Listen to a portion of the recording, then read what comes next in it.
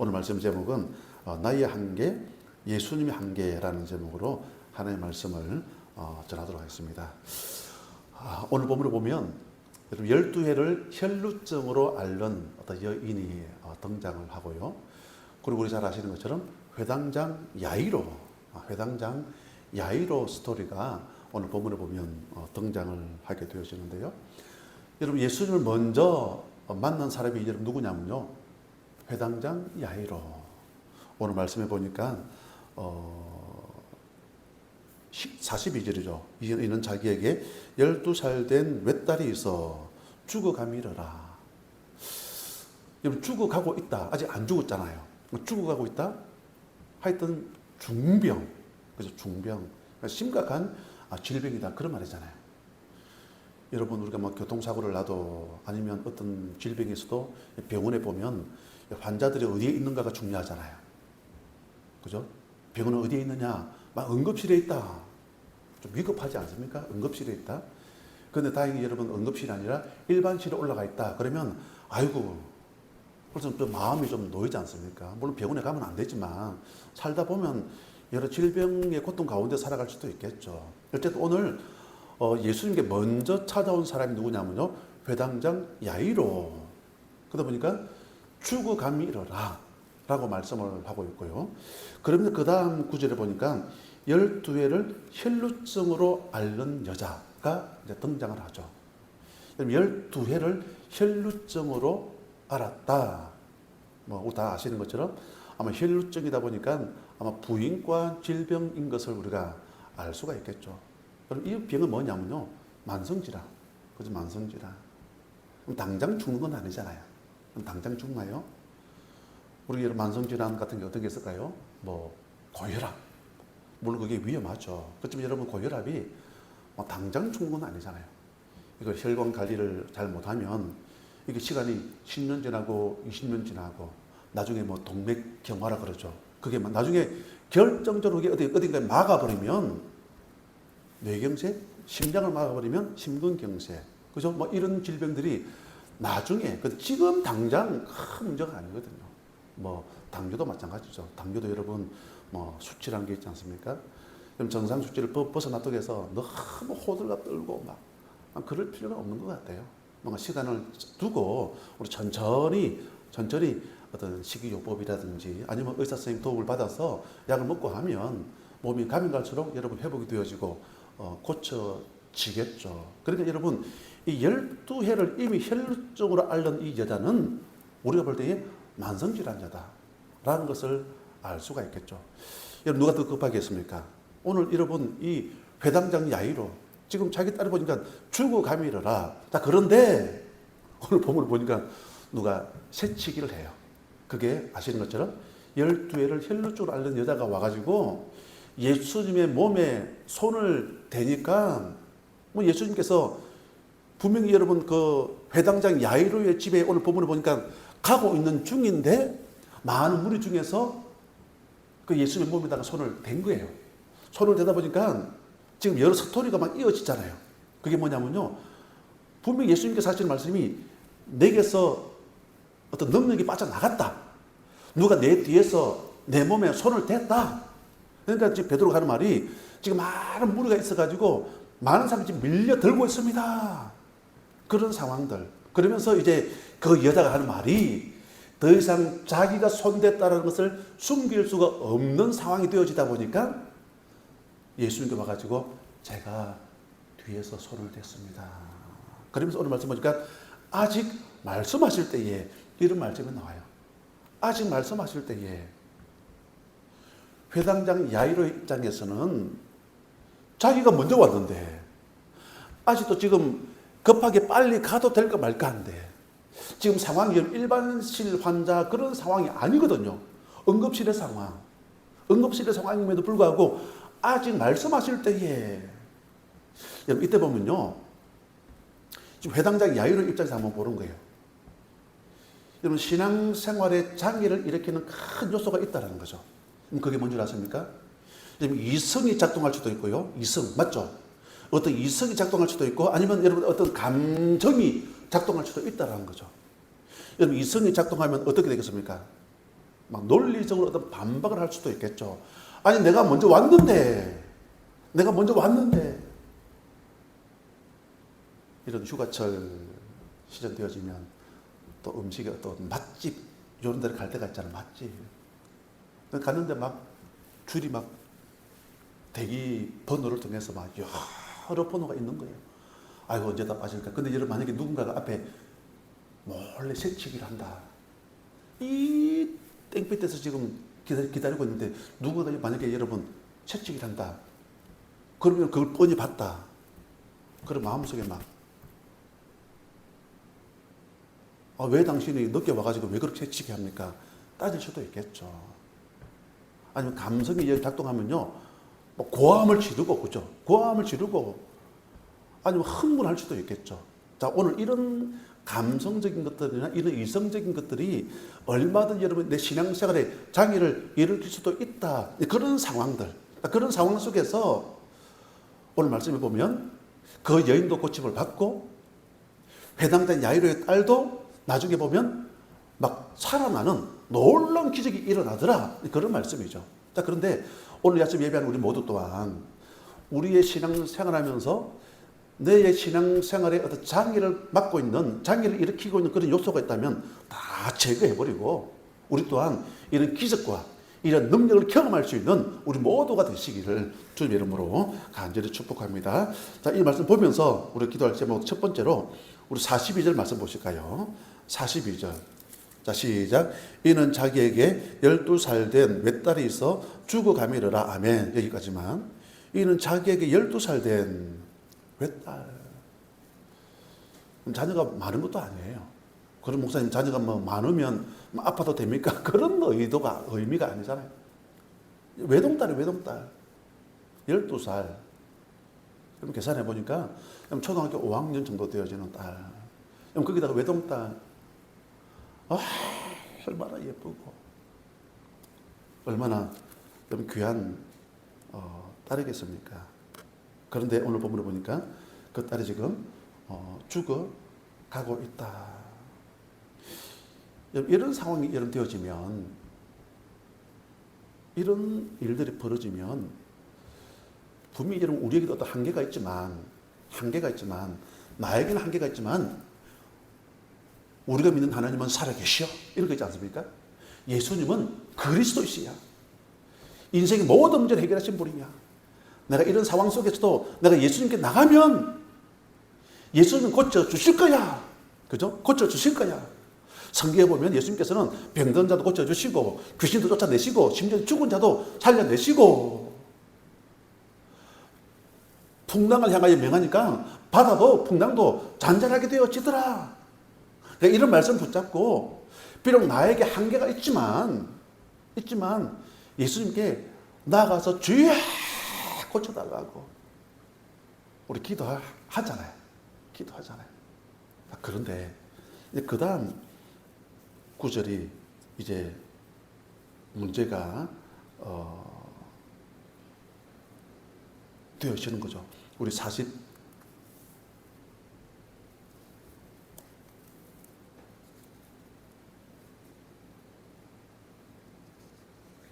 49절이죠. 49절 우리 같이 보실까요? 시작. 아직 말씀하실 때에 회당장의 집에서 사람이 와서 말하되 당신의 딸이 죽었나이다. 선생님을 더 괴롭게 하지 마소서 하거늘. 아멘. 여기는 보니까 조금 전만 해도 죽어가미러라. 아직 안 죽었잖아요. 지금 49절에 보니까 그 중간에 회당장 야이로, 아니 12일의 혈루증을 앓는 그 여인이 개입을 하게 되어지면서 약간의 시간의 지체가 일어나면서 어쨌든 집에서 하인이 와가지고 보고를 하는 거예요. 회당의 장 정도가 되어지니까 세상적으로 지위도 있고 명예도 있고 권력도 있지 않습니까? 그다음에 집에 있는 하인이 와가지고 하는 말이 조금 전에 당신의 딸이 죽었습니다. 죽었기 때문에 더 이상 선생님을 괴롭게 하지 마세요. 이쯤 되어지면 우리에게 여러분 뭐가 작동하냐면요, 우리 이성이 딱 작동을 해버려요. 우리 이성. 어떤 상황을 바라보면서 끝났다. 그죠? 끝났다. 이제 재기 불가능이야. 여러분 안 그런가요? 여러분 죽어가미르라 하고 죽었다. 그럼 다른 것 아닙니까? 그럼 죽어가미르라. 여러분 어디에 있습니까? 응급실. 죽었다. 어디에 있습니까? 장례식장, 영안실에. 여러분 있는 위치가 다른 거예요, 여러분. 지금 어쨌든 회당장한테 딸 12살 될 때 딸이 지금 보건을 통해 죽었다 입증되어지면 이제 우리의 이성이 작동하는 거죠. 이제는 끝났다. 우리 신앙생활 하면서 이런 게 참 많아요. 가능성이 있는 부분들에 대해서는 우리 하나님 앞에 하나님 살려달라고, 회복시켜 달라고 우리가 온갖 믿음의 고백을 통해서 하나님 앞에 기도하지만 상황이 너무나 힘든 상황이 딱 극박한 상황이 되어지면요 막 손을 놓아버리는 그런 경우들이 참 많이 있다. 그런 이야기죠. 이제 파리 올림픽이 이제 거의 마무리가 되어졌지 않습니까? 마무리가 되어졌는데 이번에 보니까 언더독이라는 또 그런 그 사회자들이 언더독이라는 이야기를 많이 하더라고요. 그게 뭐냐면 우리 김유진 그 태권도 랭킹이 여러분 몇 위냐면요 24위에 24위. 랭킹이 24위인데 그가 랭킹 5위를 꺾고, 여러분 24위인데 랭킹 5위면 여러분 얼마나 잘하겠습니까? 그 8강에서 랭킹 5위를 꺾고, 그 준결승에서 랭킹 1위를 꺾고, 그런 그가 많은 사람들이 랭킹 24위니까 아마 챔피언은 금메달은 힘들 거야, 어려울 거야. 그런데 그런 그가 막 놀라 막 기적과도 같은 그런 일들을 일으켰다. 그 말이겠죠. 그러면서 하는 말이, 그가 하는 말이 랭킹은 숫자에 불과합니다. 아주 멋있는 어록을 만들어내었다. 그런 이야기죠. 요한복음 6장 7절에도 보면 이렇게 말씀하고 있습니다. 오병이의 기적을 행하는 그런 장면의 말씀인데요. 이렇게 말씀하고 있습니다. 빌립이 대답하되 각 사람으로 조금씩 받게 할지라도 200데나리온의 떡이 부족하리이다. 얼마나 많은 사람들 모였습니까, 여러분? 먹을 것은 아무것도 없는 그런 상황 속에서 200데나리온의 돈이 부족합니다. 그러니까 이 빌립은 이성이 작동한 거죠. 맞죠? 이성이 작동한 거죠. 불가합니다. 불가능입니다. 그때에 여러분 누가 등장을 하냐면요. 안드레가 등장을 해요. 안드레가 등장을 하면서 그 조그마한 소년이 물고기 2마리 떡 5개를 가지고 온 것을 보고 그 어린 아이를 예수님께로 데리고 나오더라. 그 말씀이죠. 그러면서 하는 이야기가 이렇게 말씀하고 있죠.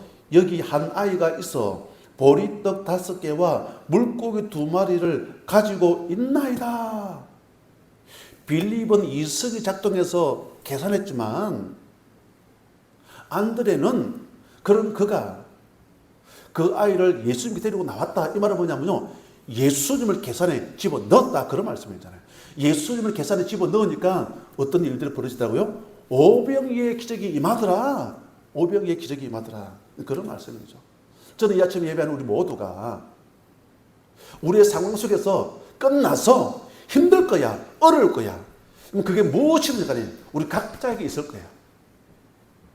죽어가미르라 소망이 있잖아요. 그래도 여러분 살아날 수 있는 확률은 있잖아요. 그런데 종이 와서 하는 말이 더 이상 선생님을 괴롭게 하지 마옵소서. 당신의 딸이 죽었나이다. 우리 공동체 가운데, 우리 가정 가운데, 우리 상황 가운데 마치 죽음과도 같은, 끝난 상황과도 같은 그 무언가가 있다면 낙심하지 마시고 우리의 신앙의 차이를 일으키는 요소가 뭐라고요? 우리의 어떤 감정적인 부분들, 아니 우리 이성적인 부분들이 아니라 하나님 말씀에 근거한 약속의 말씀 붙잡고 믿음으로 승리할 수 있는 우리 모두가 되어졌으면 좋겠습니다. 우리 50절 말씀 보실까요? 이제 50절에 보면 빨간 글씨로 되어져 있지 않습니까? 이 빨간 글씨는 예수님께서 직접 하신 말씀이죠. 같이 봅니다. 시작. 예수께서 들으시고 이르시되 두려워하지 말고 믿기만 하라. 그리하면 딸이 구원을 얻으리라 하시고 아멘. 두려워하지 말래요. 그럼 믿기만 하면 구원. 여기서 말하는 구원은 내가 죽어서 사후에 천국 간다. 물론 그것도 귀한 일이지만 축복이지만 죽어서 천국 가는 그 정도가 아니라 지금 당신의 딸이 죽었지만 지금 구원받는다. 이 말은 지금 살아난다. 할렐루야. 이런 능력을 말씀하고 있다라는 거죠. 저는 이 아침 예배는 우리 모두가 우리 첫 번째 메시지 같이 한번 보실까요? 시작. 불가능한 것을 놓고 기도해야 합니다. 아멘. 또 다른 말로 불가능한 것을 놓고 도전. 불가능한 것이 뭐겠습니까? 죽어가미르라. 죽었다. 이 말씀 내용을 이 말씀 뒤에 스토리는 다 알고 있지 않습니까? 나중에 나오죠. 달리다 쿰. 죽었는데 달리다 쿰. 소녀야 일어나라. 쿰이 하나님. 달리다 쿰. 우리 사업장에 달리다 쿰. 우리 가정에 여러 가지 일들을 통해서 힘들고 어려운 그 요소 가운데 달리다 쿰. 쿰의 하나님을 경험할 수 있는 우리 모두가 되시기를 간절히 축복합니다. 그리고 두 번째로 보면 우리 41절 말씀 우리 한번 읽겠습니다. 41절 시작. 이에 회당장인 야이로라는 사람이 와서 예수의 발 아래에 엎드려 자기 집에 오시기를 간구하니